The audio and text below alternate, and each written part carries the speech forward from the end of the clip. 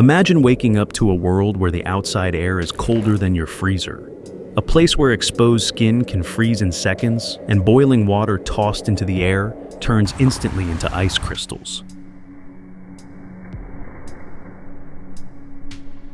Welcome to Oymyakon, a remote village in the Sakha Republic of Russia, also known as Yakutia, home to the Yakut people and the coldest permanently inhabited settlement on Earth.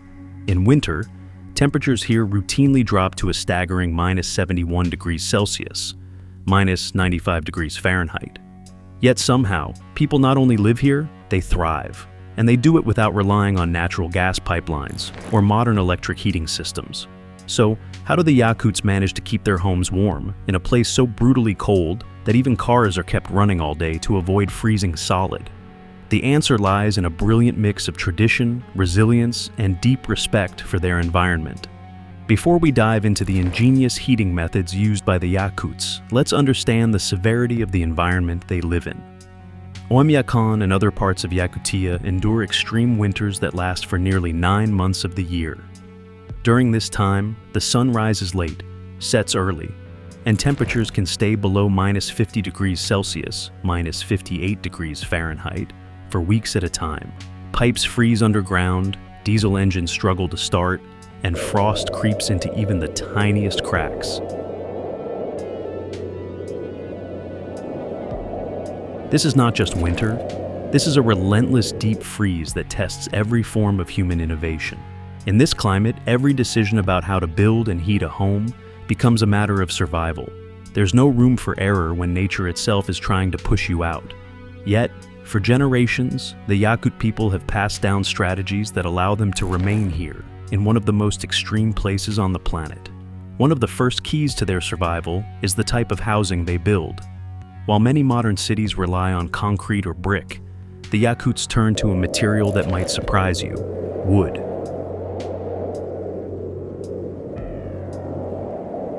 Yes, you read that right. In an environment this cold, wood turns out to be one of the best insulators available.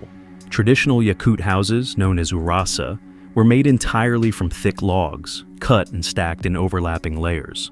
Modern Yakut homes have evolved, but still rely heavily on timber construction for its thermal advantages. Thick log walls hold heat remarkably well, especially when properly sealed with natural insulation like moss or felt. The orientation and design of these homes are also intentional. Windows are small and triple glazed to minimize heat loss. Entrances often have double doors or vestibules to prevent icy air from rushing inside. And homes are built low to the ground to minimize exposure to wind chill, while also elevating them slightly on stilts or piles to avoid permafrost damage. But structural design is just one part of the equation. Heating these homes without gas or electricity is the real challenge, and this is where the Yakuts shine. Instead of relying on central heating grids or electric furnaces, they've developed methods that rely on solid fuel, local knowledge, and the sheer effectiveness of tradition. For the Yakuts, it starts with the way you build your home and continues with how you fuel it. Before we dive deeper into the heart of a Yakut winter home, take a moment to support the channel. Enjoying the journey so far? Tap that red subscribe button. It's quick, free, and helps others discover stories from the coldest corners of the world. Your support keeps this content going strong. If you ask a Yakut what the heart of their home is, the answer won't be the television, the dining table, or even the bed. It's the stove. In a land where winter dominates most of the year and temperatures can kill in minutes, the wood-burning stove is nothing less than a lifeline. But this isn't your average fireplace or pellet stove. What the Yakuts have engineered over generations is a heating system so effective, so precisely managed, that it keeps their homes warm even during the dead of a -71 degrees Celsius, -95 degrees Fahrenheit night, without any electricity or gas. Let's start with the basics. The Yakuts use a traditional brick or metal wood-burning stove, often located centrally in the house. These stoves aren't just for ambiance. They are the powerhouse that provides heating, cooking, and even drying space for clothes. Because in a climate like this, every bit of heat needs to be put to good use. The principle is simple, but highly efficient. Wood is burned in a tightly sealed firebox, and the heat radiates through thick brick walls that continue warming the room for hours, even long after the flames have gone out. Some stoves have winding flue paths built inside, forcing the hot smoke to travel a longer distance before escaping through the chimney. This clever trick extracts more heat from the same amount of wood, increasing efficiency and conserving fuel. Speaking of fuel, how much firewood does it take to heat a Yakut home? The answer, a lot. On average, a single household in Yakutia burns through 10 to 15 cubic meters of firewood per winter. That's roughly 2 to 3 truckloads. Most families begin stockpiling wood in the summer, cutting and splitting logs in enormous quantities. It's not just preparation, it's tradition. Children grow up learning how to stack wood properly, how to start a fire in freezing conditions, and how to keep a flame going through the night without burning the place down. But here's where things get really impressive. The Yakuts don't keep the fire burning all day. Instead, they've mastered the art of thermal retention. In many homes, the fire is lit just once or twice a day, often in the morning and again in the evening. That's it. The stove is packed tight, and the thick walls of the house do the rest, trapping the heat and holding it through even the coldest stretches. It's a delicate balance of timing, airflow control, and an intimate understanding of how heat behaves. And don't imagine homes that are barely above freezing inside.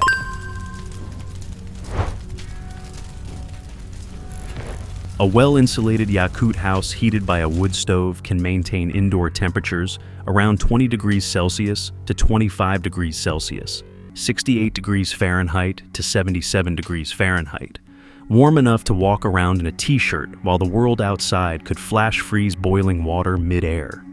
Firewood isn't just fuel. It's a currency of warmth and survival. Families often help one another gather and haul it. In rural villages, community efforts are common, with neighbors pitching in to prepare enough wood for the elderly, or those without means to collect it themselves. The stoves themselves are family heirlooms in many cases, hand-built, patched, reinforced, and passed down through generations. And they're more than practical. They're symbols of self-reliance and ingenuity.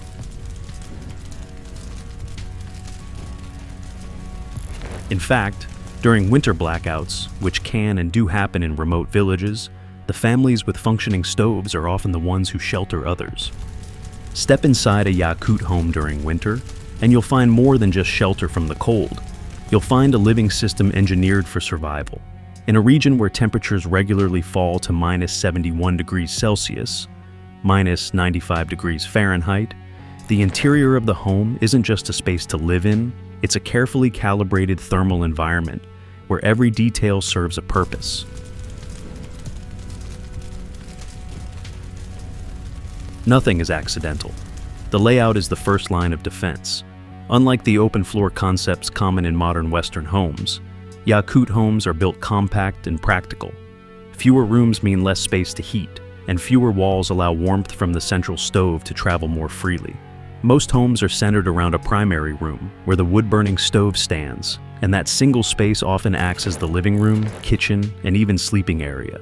The closer you are to the stove, the better your chances of staying warm through the night.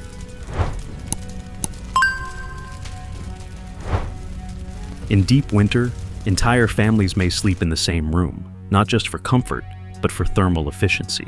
Body heat contributes to the overall warmth, and staying close together is a simple, effective strategy.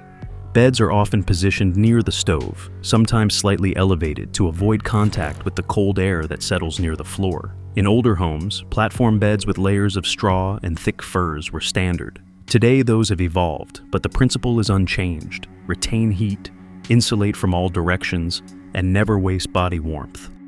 Entryways are not simple doors, but serve as insulation chambers. Most Yakut homes feature a mudroom or buffer zone between the harsh outdoor air and the main living space.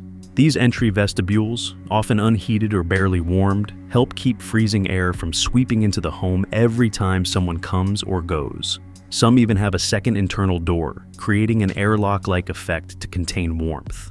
Materials used inside the home are as important as the structure itself. Walls are lined with layers of insulating fabrics, felt, wool, thick curtains, or even traditional tapestries, all of which help retain warmth. Floors are covered with rugs and carpets for insulation and comfort, while ceilings might be draped in fabric or covered with boards to stop heat from rising and escaping too quickly. Even the placement of heavy curtains over doors or internal passages is a calculated act of insulation. The interior environment is divided into thermal zones. The warmest area is near the stove, while colder zones like storage areas or the entry room are kept separate. Families tend to spend the most time in the warm core of the house, especially during severe cold snaps. Cooking, sleeping, gathering, all revolve around this heat center. There's a quiet elegance in how form follows function. In Yakutia, a well-designed home isn't about decorative style, it's about survival. Every curtain, every rug, every family member sleeping closer to the stove plays a role in conserving heat.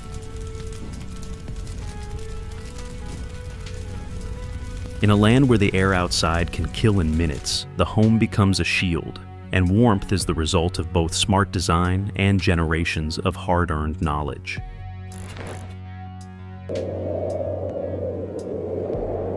In Yakutia, it's not just what happens inside the house that keeps people warm. It's what's done outside, too. When you live in one of the coldest inhabited places on Earth, even the ground beneath your feet becomes a challenge. The subsoil here is permanently frozen.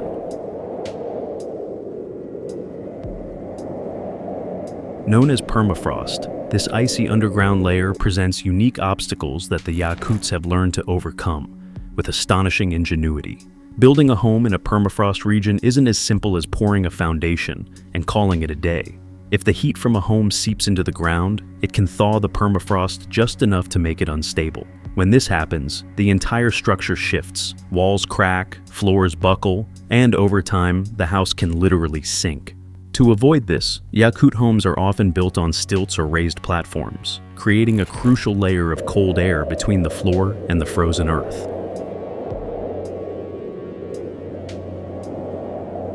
This prevents the ground from warming up and disturbing the frozen foundation that everything rests on. The space beneath the home also serves another purpose. It reduces heat loss.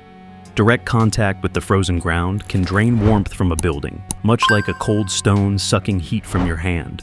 Raising the home keeps the warmth inside, exactly where it's needed. Outside walls are built thick and sealed tight. Traditional homes were made of logs, stacked horizontally and notched together to keep out wind. In modern times, additional insulation layers, foam panels, fiberglass, or natural materials like moss are added to strengthen the barrier against the brutal cold. But insulation alone isn't enough. The placement of the house matters too. Many Yakut homes are oriented to take advantage of sunlight, especially during the brief hours of winter daylight, allowing any warmth from the sun to help fight the chill. Roofs are another critical element. In warmer regions, steep roofs are common to shed rain, but in Yakutia, they serve an entirely different purpose. Snow is not always removed right away. Instead, it's sometimes allowed to build up. This might seem counterintuitive, but snow is actually an excellent insulator.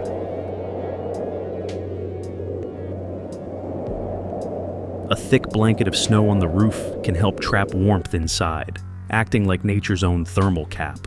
Windows are minimized and carefully constructed. You won't find large glass panes letting in cold air here.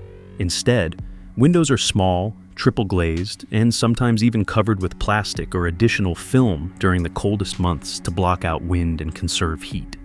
Heavy curtains or fur hangings are placed over windows and doors, not just for privacy, but to block drafts and further insulate the home.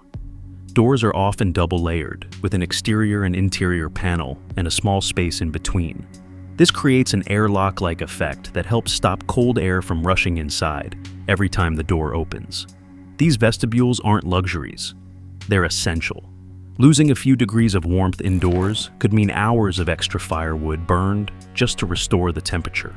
All of these features, from raised floors to snow-capped roofs, are not random. They are the result of centuries of adaptation, trial, error, and tradition. In Yakutia, a home must stand not just against wind and cold, but against time and pressure from below. It must endure not just weather, but a landscape that can shift if you let your guard down. What's remarkable is that many of these strategies exist even in modern Yakut cities. Whether it's a wooden house in a village or a prefabricated apartment block in Yakutsk, the legacy of traditional design remains visible. Living in Yakutia isn't just about building warm homes. It's about becoming the kind of person who can survive in cold that feels alien to most of the world. At -71 degrees Celsius, -95 degrees Fahrenheit, the outside world becomes a constant test of mental and physical endurance. The air burns your lungs, metal sticks to bare skin, eyelashes freeze within seconds. And yet, people here go about their day as if it were just another Tuesday. The secret? It's in the layers, not just of clothing, but of knowledge, habit, and mindset. Start with what they wear. Traditional Yakut clothing is the result of centuries of experimentation with natural materials. The outer garments are often made from reindeer hide or horse hide, selected for their exceptional insulation properties. Fur faces inward for maximum warmth, while tougher leather protects against wind. These aren't simply warm clothes, they're wearable heating systems, customized by hand to meet specific weather conditions. Underneath the outer layer, multiple insulating layers are worn, made from wool, flannel, and more modern materials like thermal underwear. The goal is not just to trap heat, but to let the body breathe. Sweat can be dangerous in the cold. If moisture gets trapped inside clothing, it cools rapidly and can lead to frostbite or hypothermia. That's why Yakuts are masters of thermal balance, wearing just enough to stay warm, but not so much that they overheat while working or walking. Feet are protected with traditional felt boots called valenki, or fur-lined boots made from reindeer or sealskin. These are sometimes layered with straw or dried grass for additional insulation. Hands are covered in mittens with fur linings and long cuffs to prevent exposure of the wrists. Hoods are deep, often trimmed with fur to trap heat around the face and protect against biting wind. Scarves are rarely needed. Proper hoods do the job better and without trapping condensation from your breath. But perhaps more impressive than the gear is the mindset. From a young age, Yakut children are taught how to behave in extreme cold, how to walk, breathe, dress, and react if something goes wrong. They learn to never touch metal with bare skin, to never leave the house without gloves, even for a moment, to carry matches or lighters and understand how to build an emergency fire in the snow. These aren't survival skills, they're basic life skills in Yakutia. And then there's the psychological adaptation. Many Yakuts exhibit what scientists call cold acclimatization, or cold resilience. Their bodies circulate blood differently. Their skin remains slightly warmer in freezing temperatures.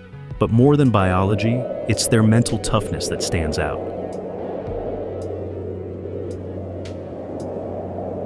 Cold isn't treated as a threat, it's treated as a fact of life. People don't complain, they plan. They respect the environment, anticipate its risks, and adapt without drama. Daily routines are structured to match the climate. People move quickly between destinations. Idle wandering is rare in winter. Vehicles are kept running or stored in heated garages. Errands are planned efficiently.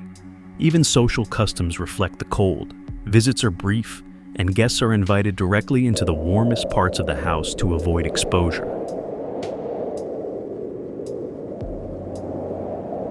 In short, the people of Yakutia don't fight the cold, they flow with it.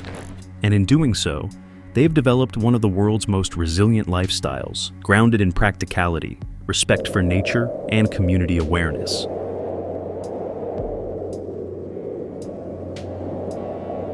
In Yakutia, tradition isn't just remembered, it's lived.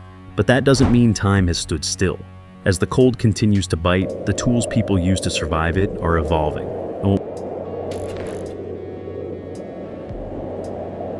What makes this corner of the world so fascinating is not just how people endure the cold, but how they blend ancient wisdom with modern technology, creating a lifestyle that respects the past while adapting to the future.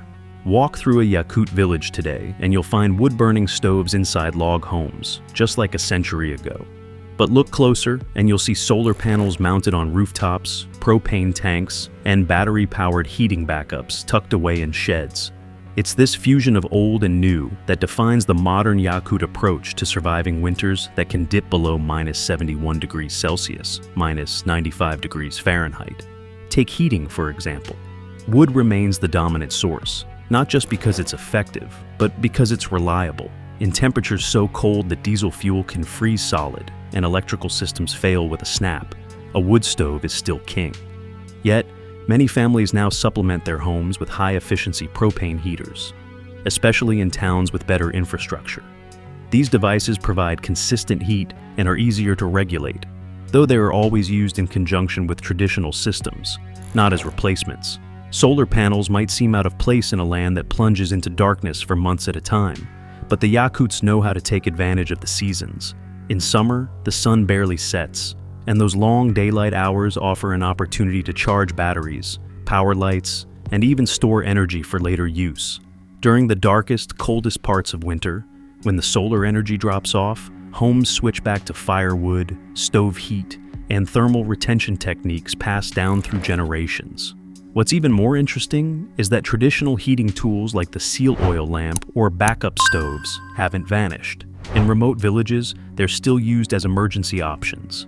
In blackouts, when fuel supplies run low, or when roads are blocked by blizzards, these time-tested methods are often the only line of defense.